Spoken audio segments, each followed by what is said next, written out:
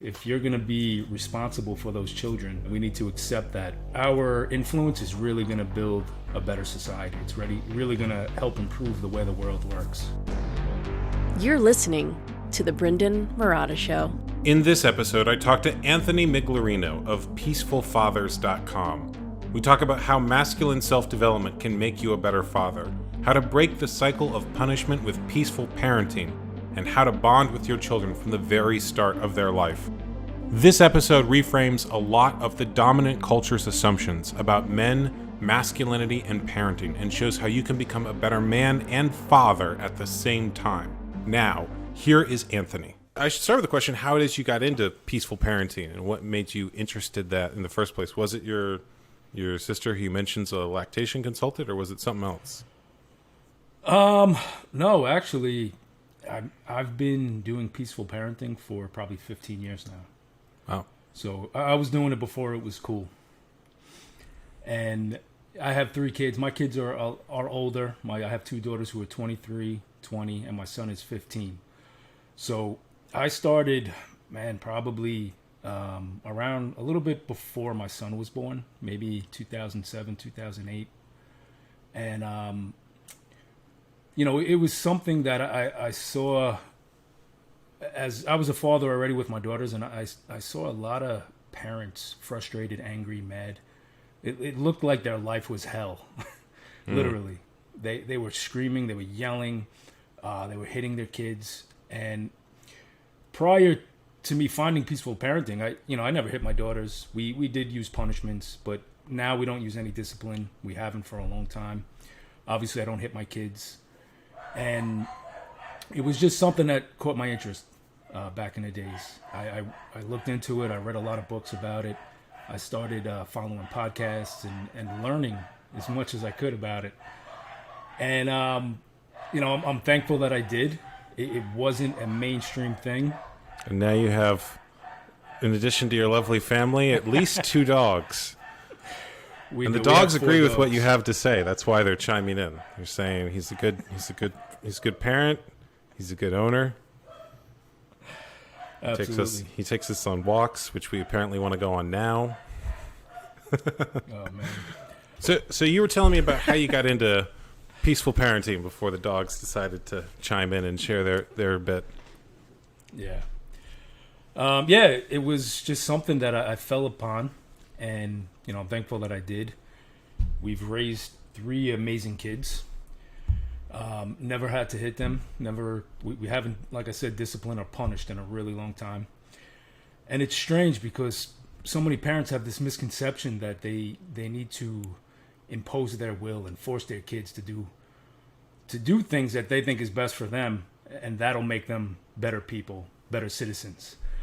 What I found is the best way with my kids is to talk, to explain, to take the time. Right? Being a parent, being a father is really hard work. And if you do not put the work in, you're not going to get the results. It's the same as anything else in your life. So once I started to get that dialed in, and I realized, my kids really deserve to be treated not as good as everybody else that I interact with, but even better, because they're my responsibility. So who they become is going to be, a lot of it is going to be on me, right? It's going to be my accountability. So once I would say once I started changing who I was as a man, and I started to live with better values, higher standards, that's when my parenting really started to improve. So what was that process once you discovered peaceful parenting of developing or changing yourself as a man or raising your standards to allow for better parenting? In other words, how did you have to change to become a better parent? So the first thing is, we've all heard the expression, you can't love anybody until you've loved yourself. And I think that a lot of men, that's an idea or a thought that they don't hold to anymore, right? As men, we always try to have everything in order and fix everybody else. It's almost a codependency that we hold on to.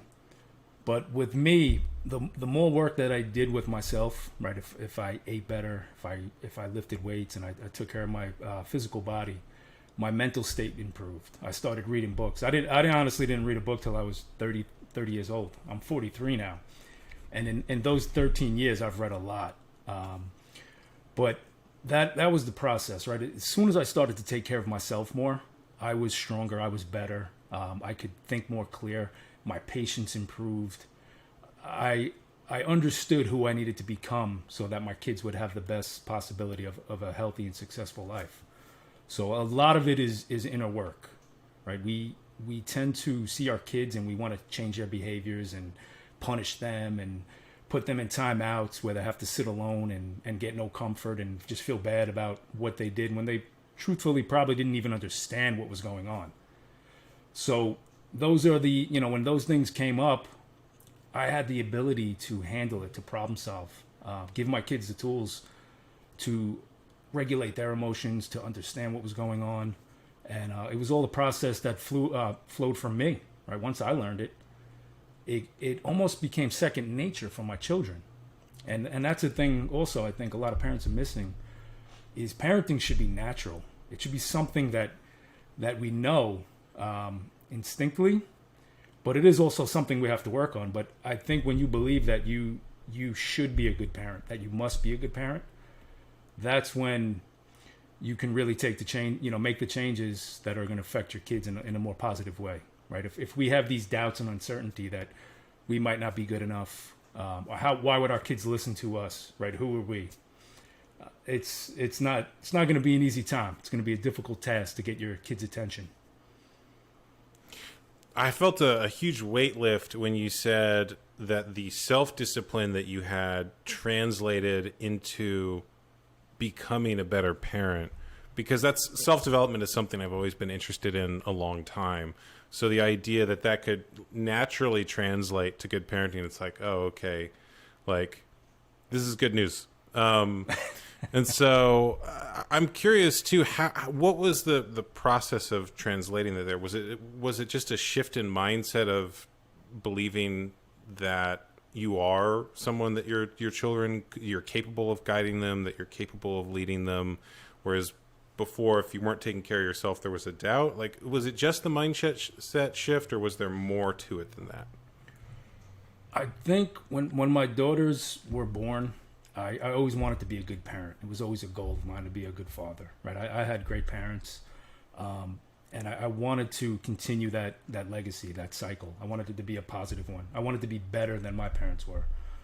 But I would say when my son was born 15 years ago, that was when the light bulb went off. I had daughters. I wanted to be a good dad, show them the example of what a good man is, right? Treat their mother properly, be kind and loving, also be strong and brave. But when my son was born, that was now, I had this little boy who I had to really step up. I really had to show him what that meant, because I was going to see it over the years and who he became, right? He was going to mirror back what I showed him. So it's a dose of reality. A lot of people complain, my kids don't listen, they're annoying, they don't shut up. And well, where are they learning it from? Right? As a parent, you're the biggest influence for at least the first 3 years. So everything they're learning, they're getting from you. And if you start to see that you don't like your kids, it might be some time for a little self-reflection, right? You might have to look inward a little to see what's going on and make improvements in yourself.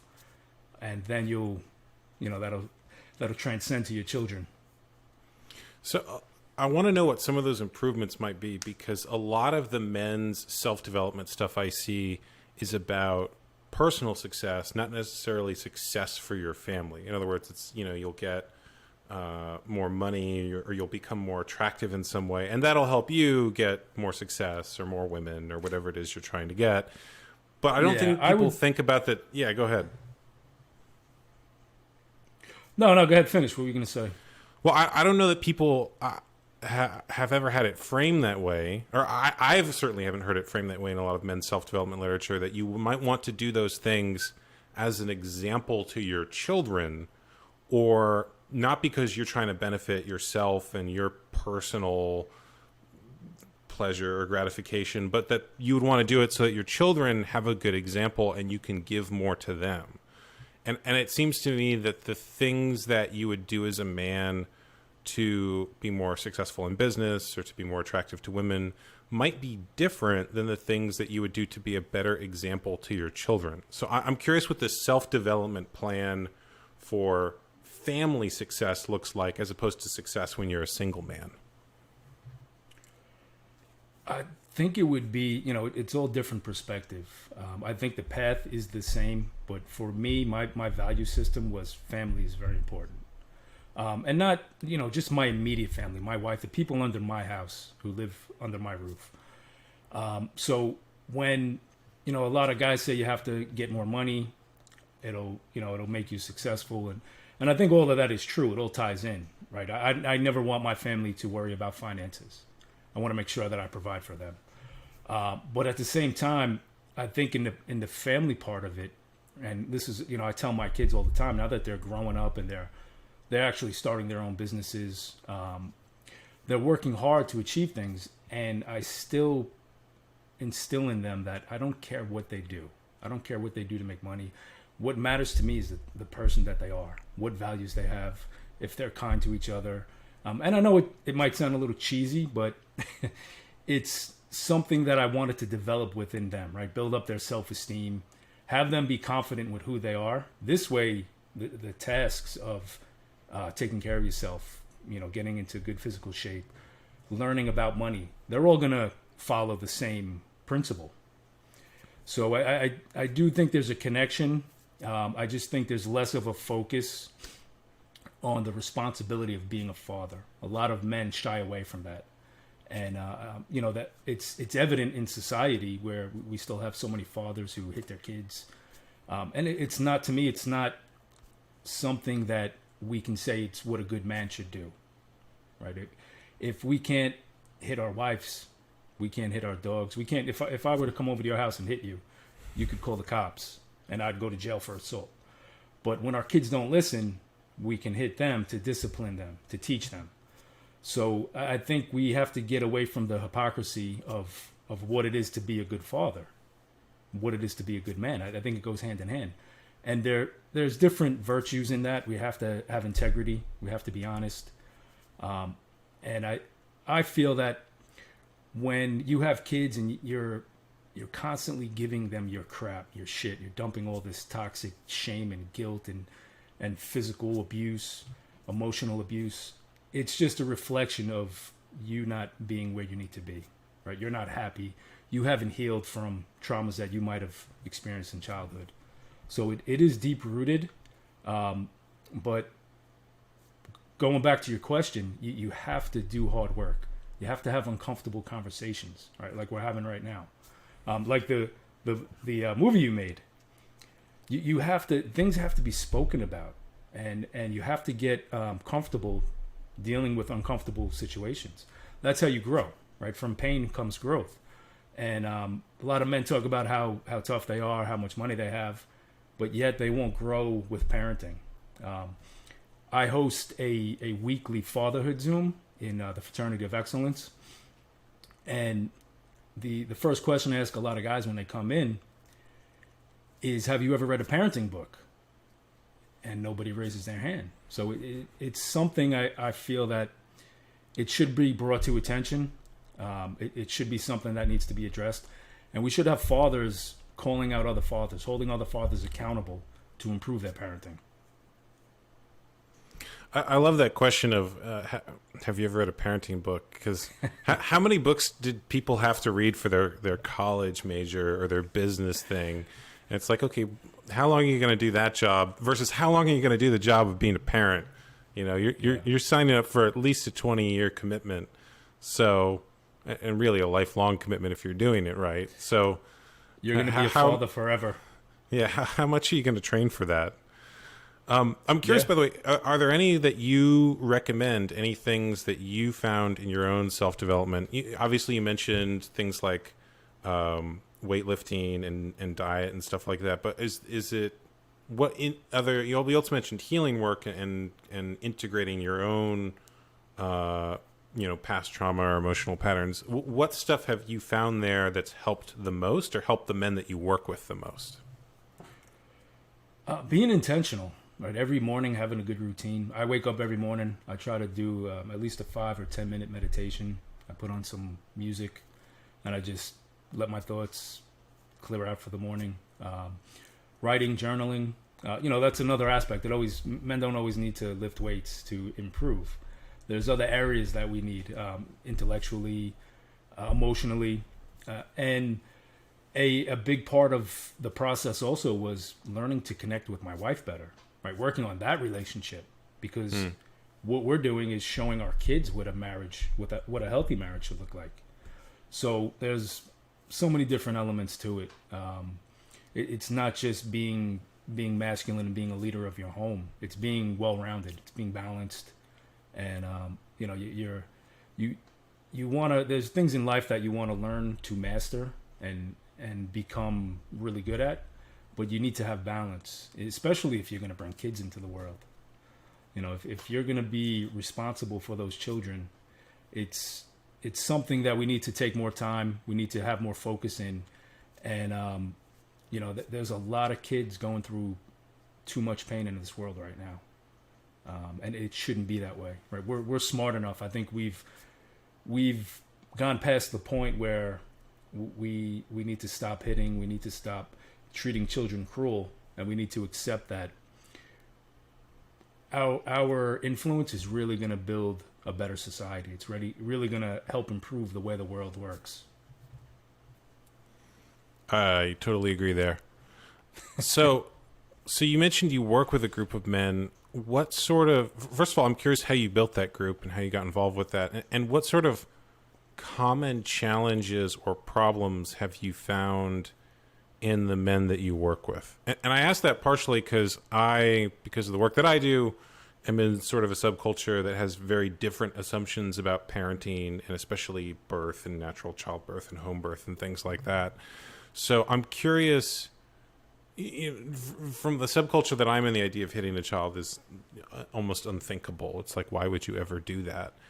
But I also know, based on the statistics and based on the stories I've heard from other people, and based on the childhood of everyone I know who eventually realized, hey, that didn't work on me, that's not the norm. So I'm curious what sort of things you notice from the men who come to you and want to work on their parenting, and also how it is you found a group that was interested in that. So I found the group, it's the Fraternity of Excellence. It's about 200 guys, and there's all different elements inside the fraternity where men work to get better, whether it's marriage. I have a blog. It's peacefulfathers.com. So I write about, I write a lot about trauma. I love Alice Miller. She's a great author. Gabor Mate. These are people that I've been following and researching for a long time. And I think that a big part of my message and what became impactful is that, I've lived peaceful parenting for 15 years now almost, where a lot of things are in theory, right? There's not a lot of kids who can say that they've been raised for 15 years peacefully by their parents. So I have the experience. Outside of that, I'm just a normal guy, right? I'm just a father. I'm a husband. I'm a business owner.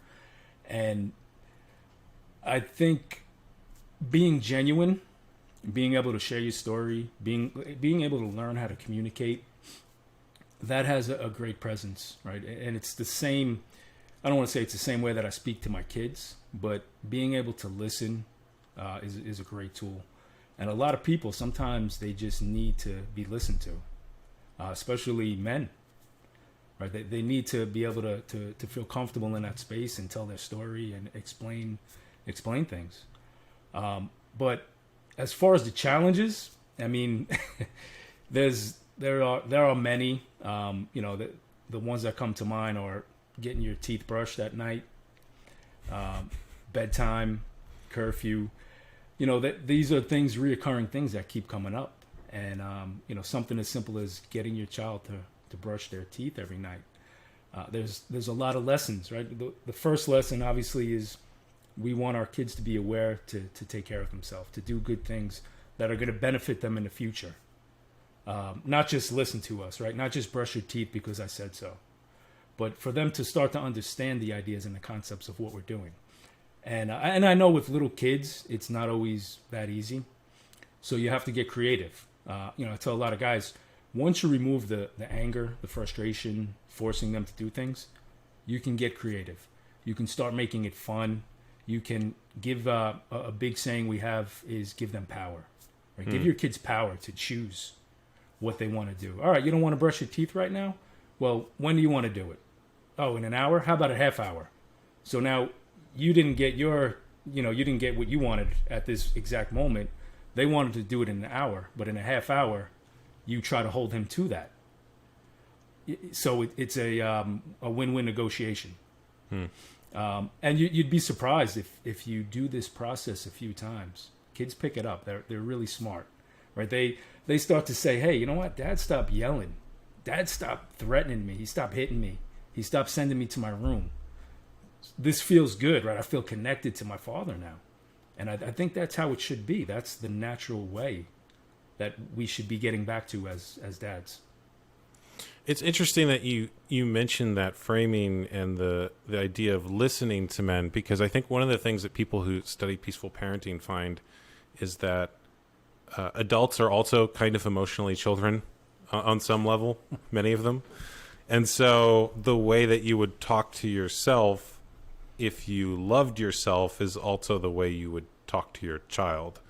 And so it translates very naturally. And you mentioned the example of like getting your kids to brush your teeth. Like, I don't even do all of the routines I'm supposed to do each day sometimes. So like, why do I think I could impose it by force on my children, right? By the way, one of the things I really like about what you have created is the brand Peaceful Fathers, because one of the things I didn't realize until I saw that is that peaceful parenting is often like, it's almost unconsciously coded feminine or the maternal. Yes. And when you think about the brand of, or like the social construct or concept of father, most people's conception of that is either like this rigid disciplinarian or the like schlubby version of father that's portrayed in commercials and sitcoms. The modern day man. Yeah. Yeah. And peaceful is not a word that people intuitively or inheritively put with father. And I found that really interesting when I was looking at your work, is that there's a connection being made there that's really needed, obviously, in peaceful parenting, but that I didn't realize until I saw that. I don't know that I have We're trying to bring peaceful to be masculine again. I appreciate that. I'm curious, by the way, what your process is for doing that, because I suspect that a lot of people coming to that initially might not make that connection. So what is the process by which you connect peaceful parenting, which, again, like I didn't realize until I saw it, has been coded feminine on a sort of social level, Yeah. to masculinity and most of masculine the insight self-development? you're going to get. Yeah, most of the insight you're going to get on parenting is from a female perspective. It's overloaded. So once I got into the peaceful parenting and saw things like the manosphere and the red pill, and I started to examine what was going on, and I started to see that a lot of what was holding men back from being good fathers was fear. And a lot of the fear was inward, but a lot of it was fear that their kids were not going to be tough, especially the sons, right? That their sons were going to be weak. If you just give them an inch, right, they're going to take advantage of you. And to me, that's just projection, right? That's basically showing what your childhood was like. That anytime that you exposed who you were genuinely, right, somebody would take advantage of you. So we're going to do whatever we can to not allow our sons, and our daughters, but mostly our sons, to not be taken advantage of. And how do we do that? We just keep applying the pressure, right? We keep pushing them down, which we think is building them up. But, the reality is the more that we try to make exceptions to negative exposure, the worse of effect it's going to have, right? We can say that hitting our kids, that punishing them, treating them bad, shaming them, threatening them is for their own good, but it still doesn't change what those things really are, right? We can make them seem different, so it makes us feel better. It's a lot of people. I tell people I don't discipline my kids. I don't punish them, and they say, "Well, you have to discipline, right? You have to. There has to be consequences." Of course, there's consequences. There's consequences for everybody. Right. But in my life, especially as a grown man, I would never let anybody impose consequences on me. Those people would not be in my life. So why would I think that's okay for me to impose consequences on my kid? When, the truth is, most of the times when kids don't listen, it's one, because they don't understand, right? They don't really comprehend what's going on. Two, they might just be having a bad day, right? There might be something else bothering them. And then three, they just really might not like how you're treating them. So what do we do as parents? We typically keep applying more pressure, right? We want them to conform. We want them to obey. And, I think that's something that fathers need to be aware of. And once you start taking the steps to move away from it, right? Once you have different tools to navigate these hard times, your home doesn't have to be chaotic, right? You don't always have to yell at your kids to shut up, or you can have conversations with them. You can change the environment. If we're men and we control ourselves, right? If we're strong men and we're capable and, we want to take over the world, we need to control our home first, right? We need to make sure our home's in order. And when I mean in order, not that everybody's obedient, but that everybody enjoys belonging to it.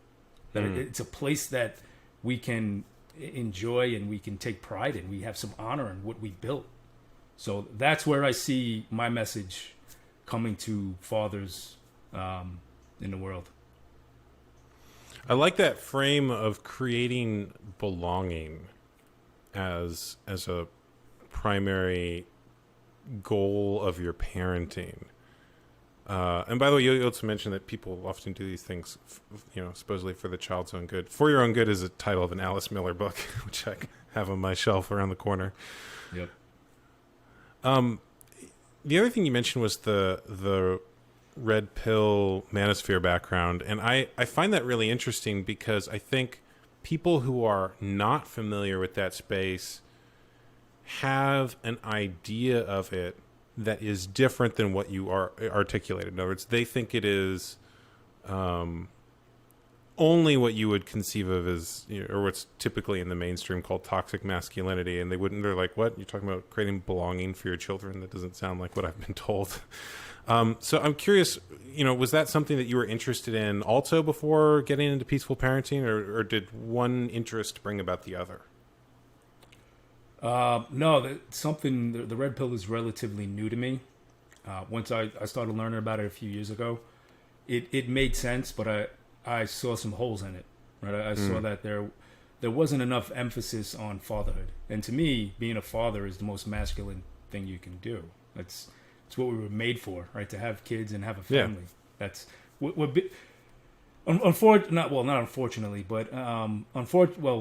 unfortunately, a lot of men don't see that. Right, it's always egotistical. Me, what's for me? How can I win? How can I get better?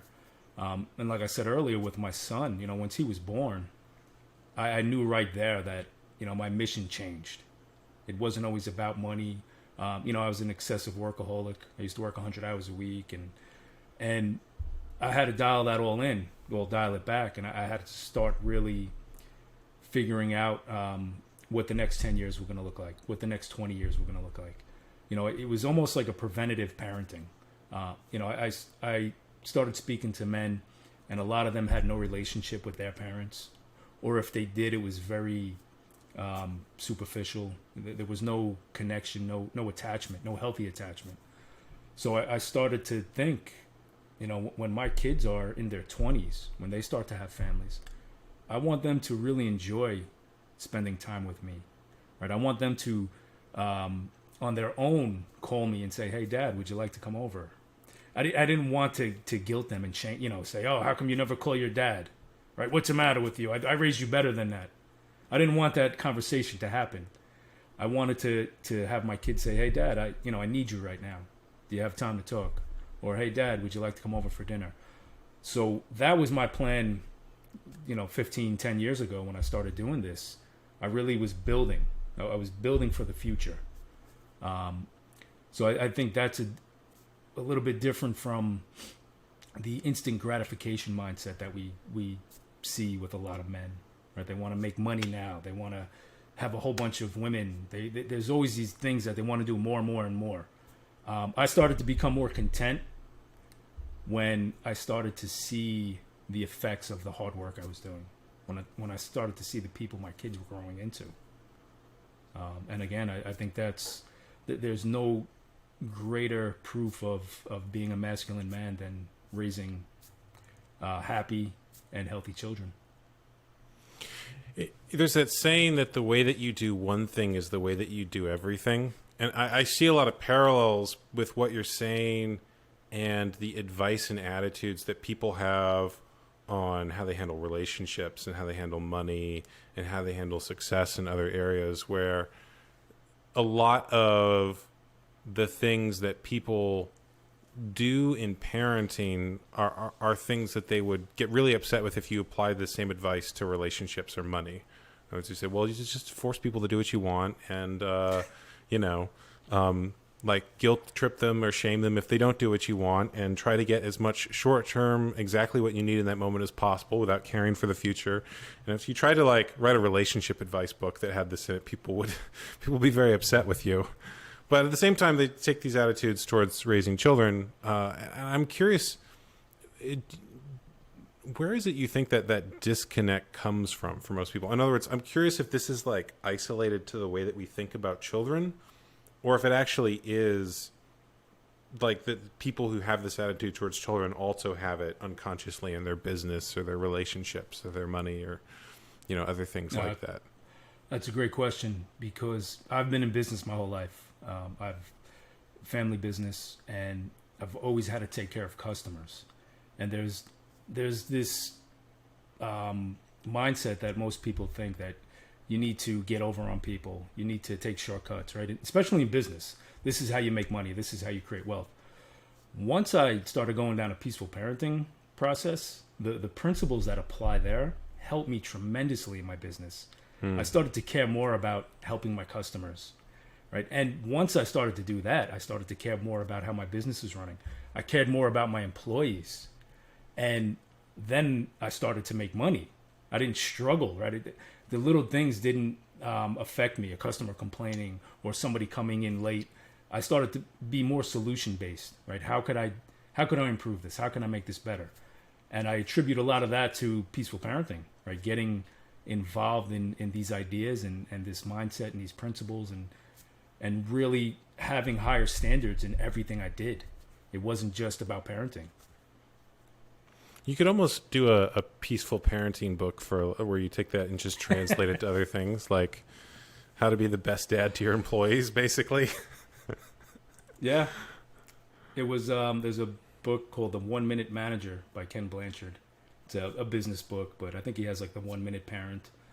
And it's about solving problems. It's about creating a better environment that benefits everybody. And that's how the home should be, right? It's not just, you don't have children and create a family so you can feed off their energy and your kids can, give you value.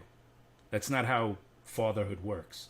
Fatherhood is, you're supposed to be the influence. You're supposed to be strong enough to give to your kids, to support them, to guide them, to influence them. And like I said earlier, they're mirrors. So when your kids are really, I don't want to say bad kids, but when they're really hard to control and they act out and they misbehave and they have tantrums, they're just showing you your immaturity as a man, as a parent. So it's an interesting dynamic when you really start to put the pieces together. I'm certain that if I see my kids doing something crazy, that the thought will pass through my head, well, they're definitely related to me. I think I might know where that energy and attitude comes from. Yeah. Well, and we so often we say, oh, but we got to keep our kids safe, right? We can't let them just have run of the house. We can't let them just go do dangerous things and play in the highway. That's not what this is about. This is about giving your kids freedom, and just enough freedom so they can build independence, but also knowing that they're still dependent on you, right? They still need you. So when your kids are dependent, you have to give them good things. You have to give them the best of yourself. This way, when they're ready to go out into the world, right, they have that healthy attachment to you. They know what good relationships look like. So they'll go out in the world, and people who try to manipulate them, take advantage of them, it's going to be foreign to them. They're not going to allow it. They're going to be like, I don't want this person in my life. And then they're going to truly be independent people.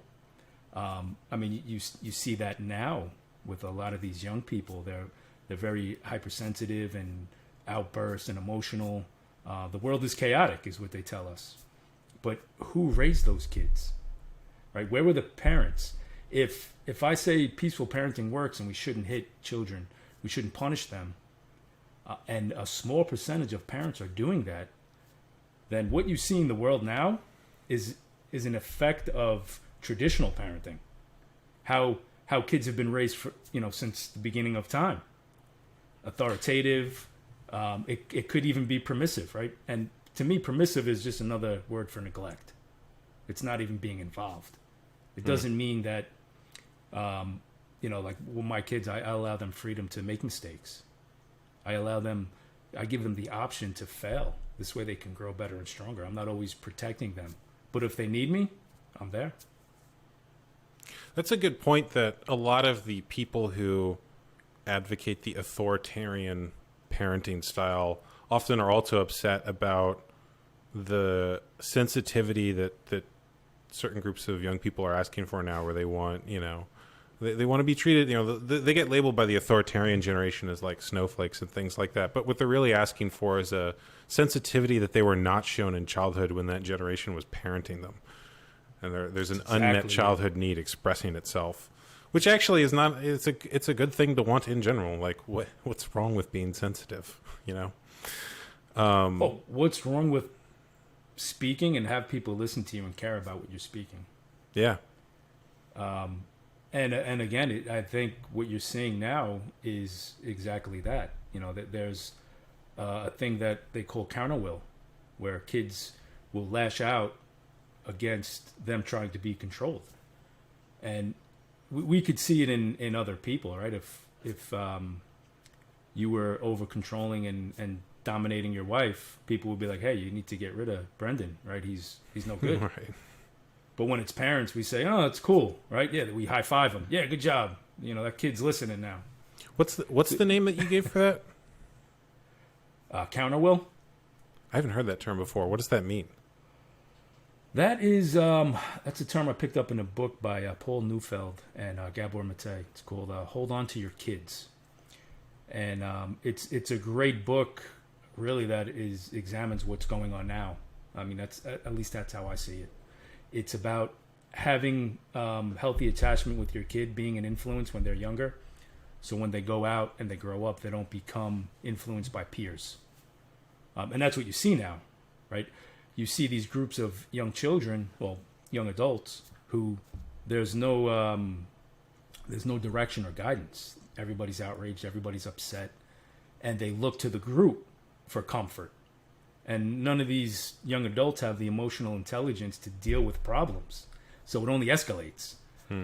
So when you afford that to your children, when you give them that healthy attachment, you don't get the pushback. You don't get that counter will. Right? Kids are more receptive, they're more open, and then they're able to be more emotionally regulated when they grow up. And it's not that they're not, we're not saying to suppress your emotions. Right? Obviously, having emotions is good, but we went from a world where it was like, don't cry, don't feel. Then now we're at be outraged at everything, be hypersensitive. The world is not fair. There needs to be a balance. And we've had, I think, too much of each extreme. We need to start talking to our kids like they're human beings, treating them with respect. We need to start having them trust us, and not push back, and not want to separate from their parents until the time is right, until they're ready.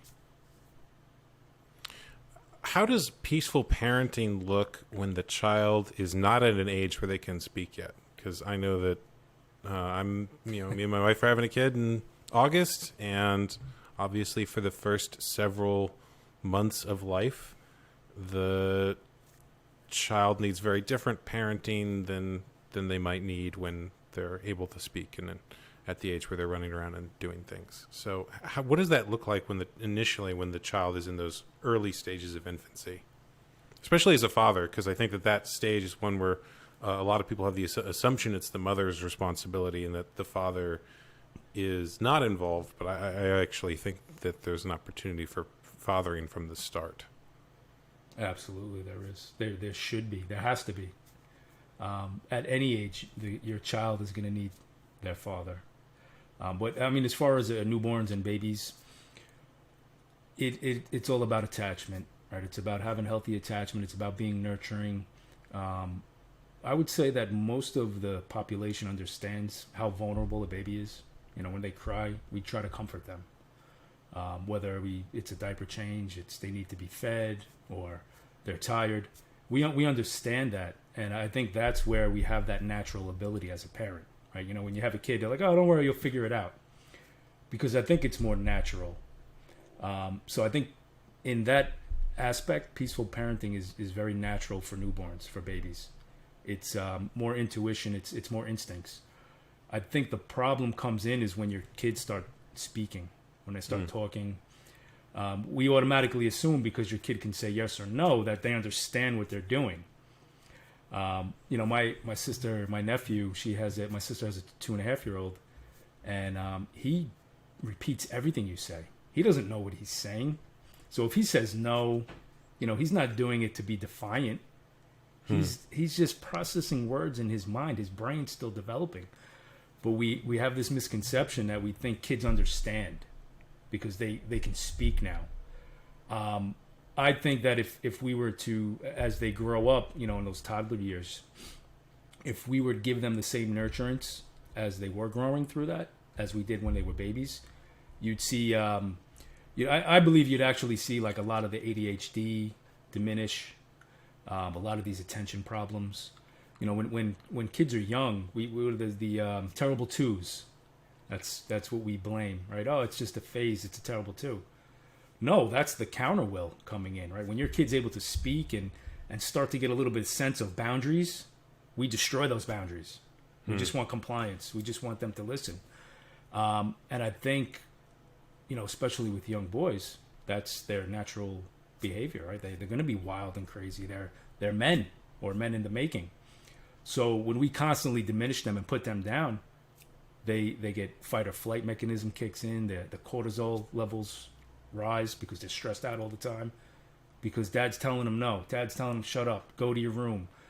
They're experiencing things that no normal human being should experience, and yet in society we condone it, right? We accept it and we promote it. So it's really going to be a difficult path for a lot of fathers to go down and try to understand to improve their home. If you have a guy who comes into your group and is interested in starting that process, what's the first thing that you go through? You mentioned asking, like, have you read a parenting book? But are there other things that you sort of have found work when you're introducing someone to these concepts in terms of like almost a program for getting them to to become the kind of parent that they want to be?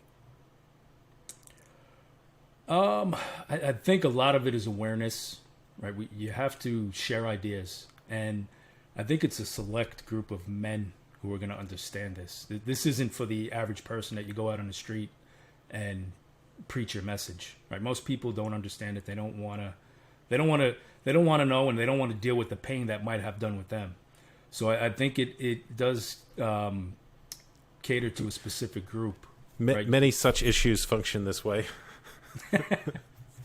But yeah, and it's it's men who really want to improve. So if we were saying earlier, if you have a man who wants to improve his physical fitness, his mental clarity, those are the men that can think rationally, who can say, hey, you know what, with this guy, he might have this weird New York accent, and I don't really understand what he's saying, but some of what he's talking about makes sense. Maybe I should listen. Maybe I should start applying it.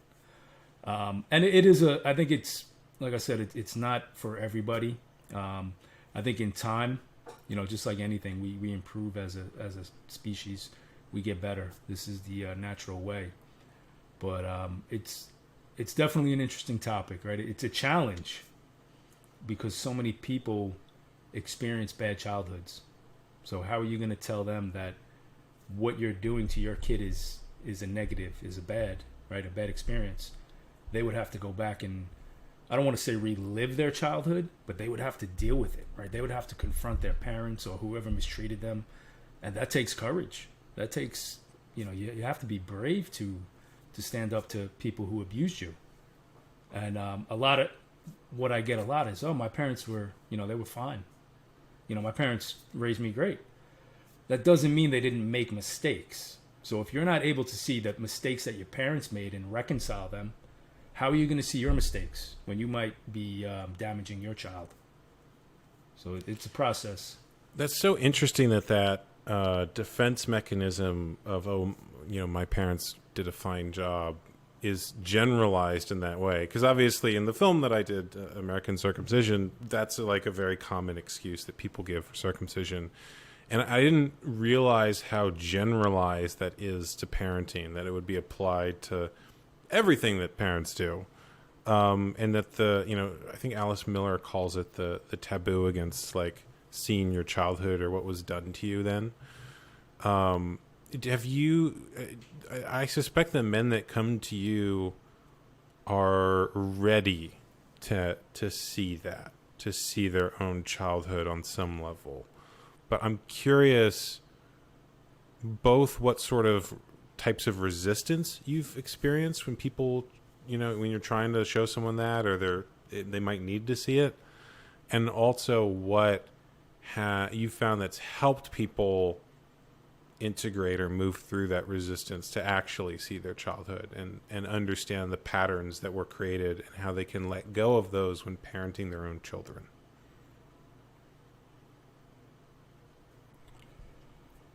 Yeah. I know. It's a big question. No, it is. It's a good question. There's a lot behind it. With circumcision, that's something that happens once, right, in an instant, and it can have traumatic experience a whole life, right? It's, and we can, I'd say, especially with your work and more awareness, people are starting to understand that. We can see the hypocrisy, how we'll criticize different cultures who do female mutilation, genital mutilation, but we'll accept it here in America to young boys. So I think things like that, when they start to be more understood and accepted, more fathers will start to understand the process of what a good parent, what a good father, what that looks like. We can't change it. We can, you can't go back and change your childhood. It happened, but we can heal from it, right? We can realize that anything that happened wasn't our fault. And I think the beauty of it is, now that we have our own children, we have the opportunity to not only heal ourselves, but to make sure that our kids don't have to go through and deal with what was done to us. And when I think about that, I think about how great my kids are going to be, right? All the shit that I had to go through, my friends that I know, all the stuff that held them down and they had to focus so much time and energy on. What is it going to look like when my kids don't have to heal from that, right? There might be some issues, some speed bumps, obstacles that they get past, but how great are they going to be, as an asset to the world, right? What are their conversations going to be like with their kids? And, I think it's about, just hoping for a better future. That to me, that's a legacy, right? It isn't about how much money you leave and what, you left a Porsche to your son. It's about the life lessons that you've taught him because you were willing to do the work. You were willing to look at yourself honestly and really push past the difficult things. I think that's what men need to do more of. That's exciting to think about because I think a lot of the stuff in peaceful parenting is often what's known as away from motivated. There's this thing you're trying to get away from. We're trying to get away from the hitting and the trauma and all that stuff. But there's also what's known as toward motivated, which is the things you're going toward and excited to get, which is the idea that your children could accelerate and have a much brighter future and be able to do all of the things that they want to do really easily because they were set up for that by you. And one of the things I've learned about motivation is that away from can only get you so far. If you're trying to, for your own health, become not fat, like you're trying to get away from being fat. Well, once you're not that, then you're done and your motivation drops and you kind of slide back into whatever you're doing before. Whereas if you're trying to become healthy or strong, that is something you can keep going towards indefinitely. And what I noticed in that vision that you created of like what your kids could have, the success you set them up for is infinite. There's no limit to what you can create. There's a limit to like, once there's no trauma and that's it. And that's great. And that's amazing. But there's actually no limit to the opposite direction, which is like how much love can you give them and how much can you set them up for success. So yeah. And I think that's an excellent point. I just wanted to add that what peaceful parenting does, it's a lot of work up front, a lot, and people don't understand that, right? If you're a father and you're hitting your kid to get them to listen, that's the easy way, right? If you're a 220-pound man, of course your physical presence is going to be winning over a 40-pound child. But peaceful parenting is a lot of hard work. It's dedication, it's commitment. And to build off of what you were saying, I think it eliminates or reduces the victim mentality, right? When kids fail, they become resilient when they're parented peacefully, right? Because they believe in themselves. They know that their parents believe in them, so they can bounce back from a defeat, and they learn that process of growth. Where if your childhood is threats, violence, abuse, how are you going to navigate into adulthood and really have the confidence or even the resiliency to say, hey, this is really difficult. I need to move past it. It's going to be almost impossible. And I say almost impossible because you do have those outliers, right? You have a few people like a David Goggins who you're like, oh man, this guy's super inspirational. He's probably 0.01% of the people who make it out of that hell. I've heard this saying from someone else who I listen to on parenting and self-development advice that there's a certain group of people whose childhoods made it so they would either become the 1% or die homeless. Like there was just no middle ground. And I think that his childhood is, because he obviously had a lot of abuse, is one of those that you're describing where like, if he didn't become that strong, he was going to wind up in a bad place because that was the only way you make it out of a situation like that is becoming that strong. I'm thinking of also actually the historical figure Rasputin. He was one of 9 children and he was the only one who didn't die in infancy. And you're like, how does someone become, and then of course in his adulthood, like there's multiple assassination attempts and he gets stabbed and shot at and works his way up to the royal family of the czars. And it's like, well, of course, because like that's basically what his childhood was something that awful. And he didn't actually, he's probably a terrible person, but like that was, again, it's like he had to become that to survive. And I think that our kids can be successful without, there's that thing that a lot of people have in the arts where they have this idea that like, oh, if I have this, pain, that'll create my great art. But actually it's way easier to create art when you feel good.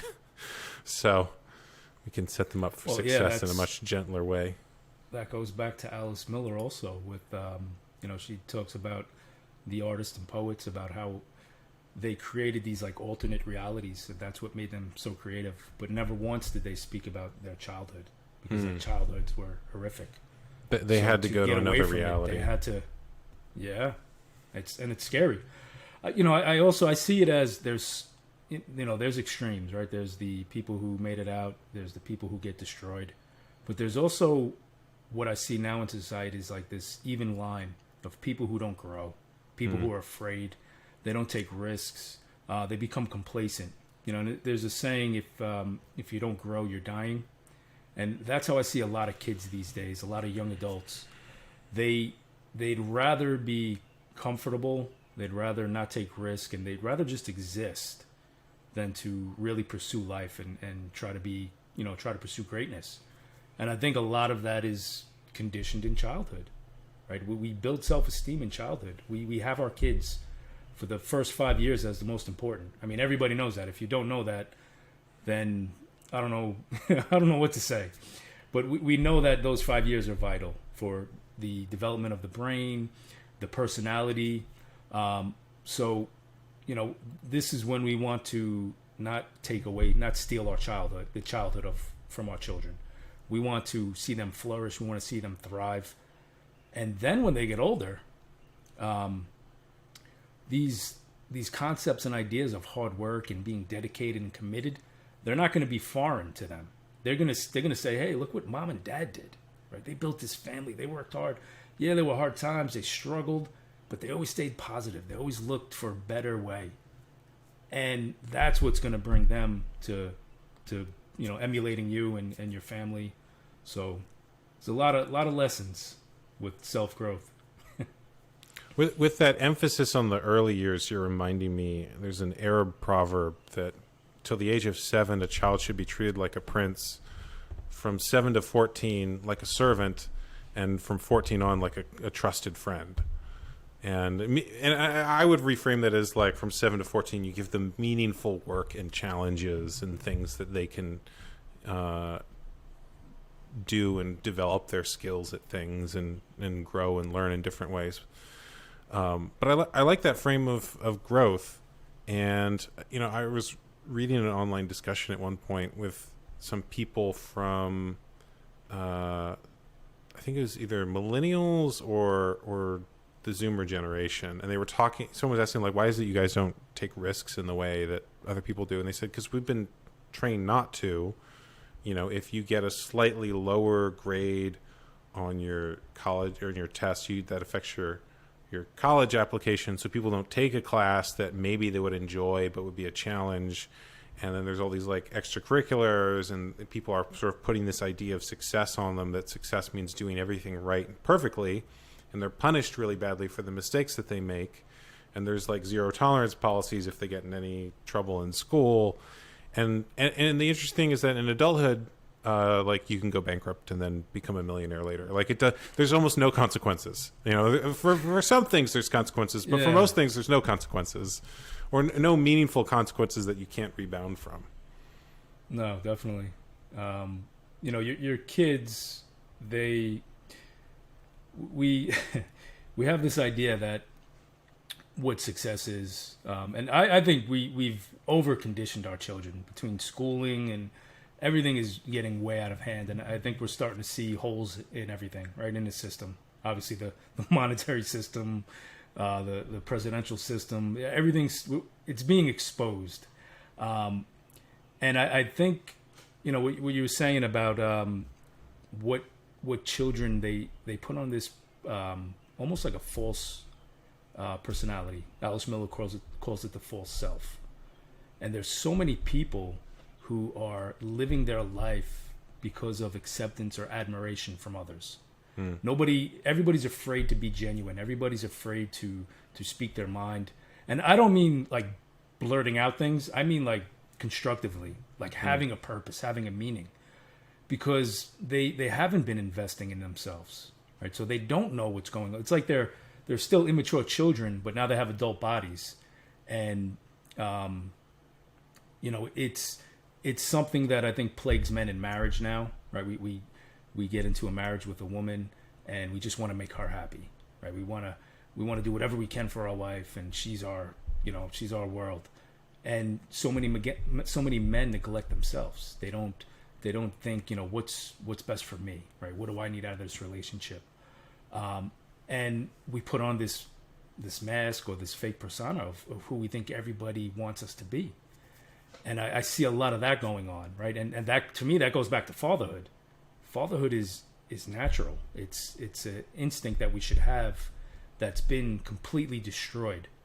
Because, yeah, our fathers might have been tough guys. They might have been masculine, right? They might have been hard workers. But they were definitely missing something with that natural attachment, right? What kids needed, like you were saying before, the father's involvement for newborn babies, right? Back in the days, they didn't change diapers. You talk to any man a couple of generations ago, they're like, it's a woman's job.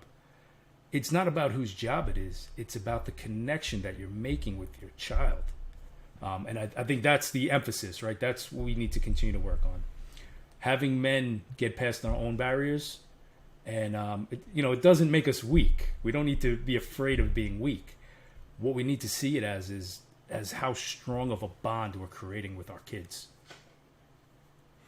That's an interesting frame around weakness, because it sounds to me like if someone has that come up as a reason not to spend time with their kids, there's a fear there.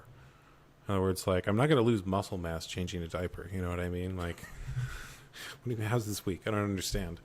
But it's almost like there's a social conditioning there. I'm thinking of, too, last night I was watching a documentary called The Other Side of the Glass, which was about the role of fathers around birth, and how fathers used to, around birth, they had to wait on the other side of the glass. They were sent outside in the hospital waiting room while their wife gave birth.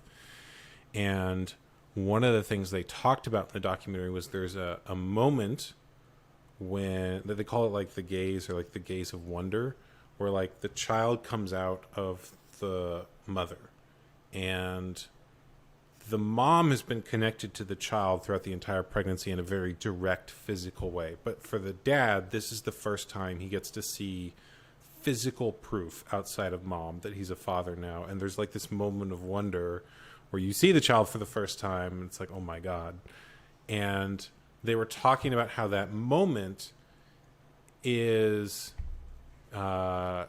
stolen or taken in the hospital system, where that doesn't happen because there's all these things that the hospital thinks that they need to do that interrupt it.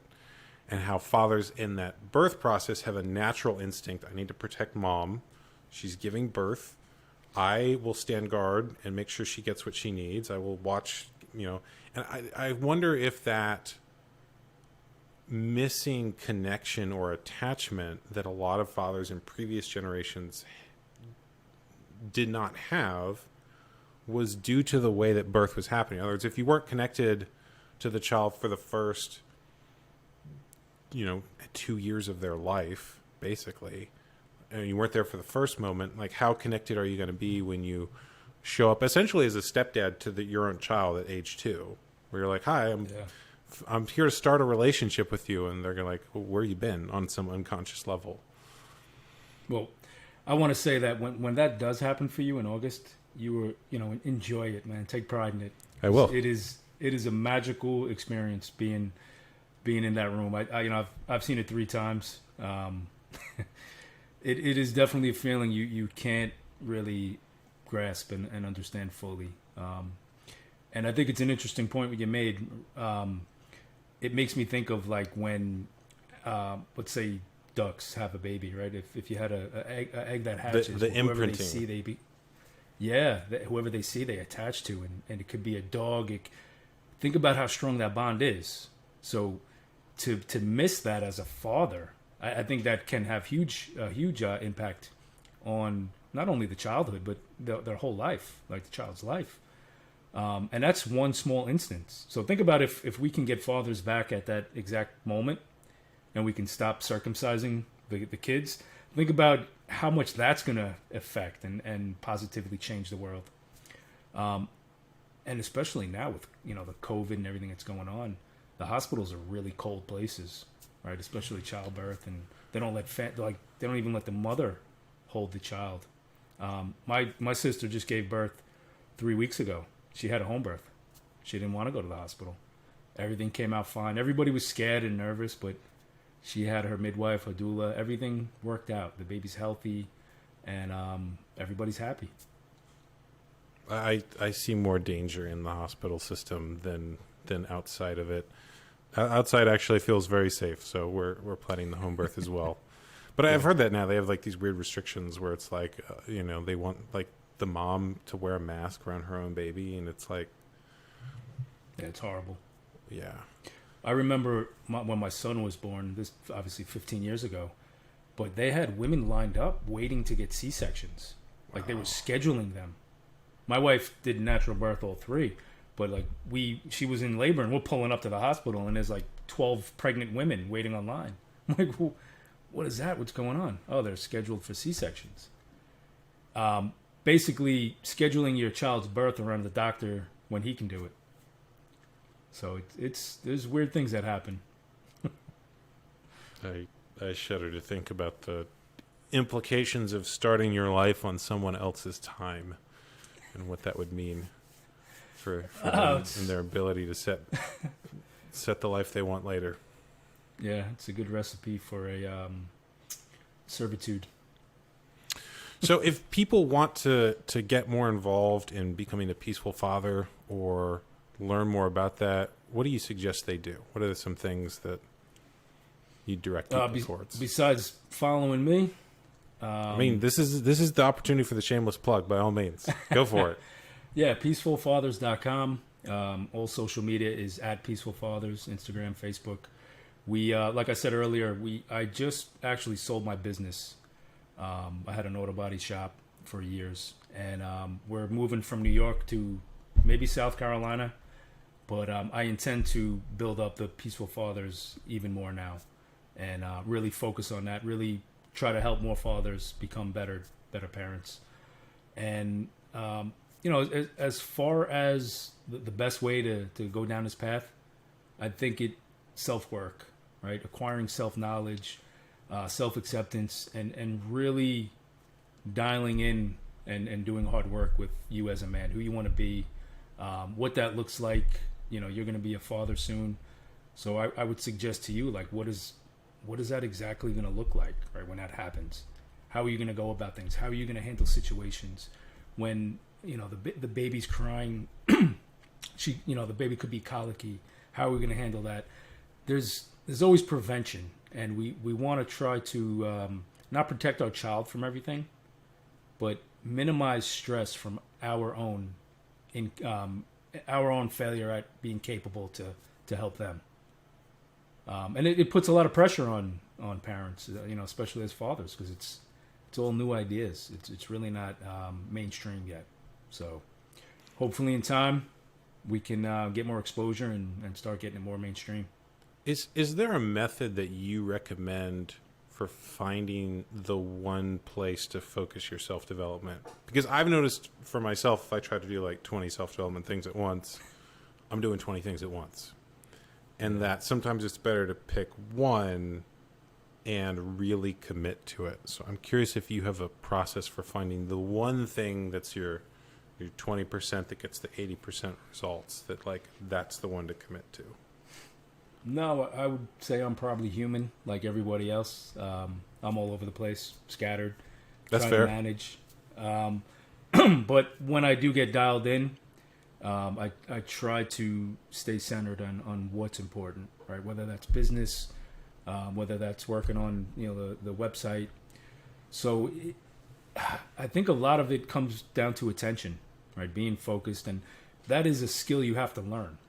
I mentioned earlier, I try to meditate every morning. Just being mindful, being aware of what your purpose is, and really having the courage and the desire to go after what you want, or knowing that you're capable of doing it. You're not that victim. Having that mindset. And for me, what happened, I think a big shift or a big change that helped me the most was being around other men who thought like I did, right? Who wanted to improve. Might not have been fatherhood until they started talking to me, but they wanted to know how to be a better husband, how to be a better person, right? How to get stronger, how to make more money. It was just areas of improvement. And being around those men, changing your circles and being around people who wanted the most out of life, that is motivation. So I think it's, if you want to become a peaceful father or a peaceful parent, start reaching out and being in those environments, right? Start putting yourself around people who are going to challenge you, who are going to want you to succeed, right? People who want to see you win instead of people who are always holding you down. And real quick, I think we gravitate to those people who hold us down because it's what we saw from our parents, right? They were doing it subconsciously, unknowingly, to a degree, because they were just passing down the garbage that their parents did to them. So it's hard to break out of. But once you start being around people who say, hey, yeah, Brendon, I really want to see you succeed, that's, motivation. That's fuel in the fire. What do you think the process is for finding those people? Because I'm especially interested. I'm in Austin, Texas. I want to find more local people. I know that eventually we're probably going to want to find a homeschooling group of some kind or something like that, some sort of homeschooling co-op. Do you have a recommendation for finding, especially because I think there's a lot of great groups online, but I also know that with parenting, I'm going to need people who can show up face to face. Yeah. I mean, I mentioned earlier about the group I'm in. We do in-person meetups, which are great. We have guys all over the country. There's a few guys in Texas I can hook you up with. Cool. I'd be interested. If you want to, I got one guy who'll get you shredded. Okay. But we have in-person meetups, so we'll have like Northeast meetups. They'll have guys in the Midwest who will meet up, and just having that interaction, right? Being able to shake somebody's hand and talk in person. We do Zoom calls all week in the group. There's men who, just about every day of the week we're interacting and talking. But to me, that's the connection that we miss as a child. We grow up to be men, and there's all this, you got to be tough, don't be a pussy. But we want nothing more than to be connected to a tribe, to a group of men who are going to help us, who maybe not only help us, but that we can help also, right? Everybody's adding and giving and receiving value. So there's a lot of resources, right? Online, there, like you said, there's a million groups. I think you just have to pick and choose. That's what happened to me. I joined a few mastermind groups. I put myself in a lot of uncomfortable spots, and I started to grow. And as I grew, I started to find the men whose values aligned with mine, parenting and family and things like that. Right on. Is there anything else you want to add before we finish up? No, man. Thank you for the time. I really appreciate the conversation. Cool. Well, thank you. It was a pleasure. Same. Thank you for listening to the Brendon Marotta Show. If you liked this episode, please share it with someone else who would also like it, and then go on whatever platform you listen to the show on and leave a positive review. If you want to support the show directly, go to brendonmarotta.com/show and subscribe there. Paid subscribers get special unreleased bonus material and live events that are only available to them. Once again, that is brendonmarotta.com/show. Thank you for listening, and I will talk to you all later.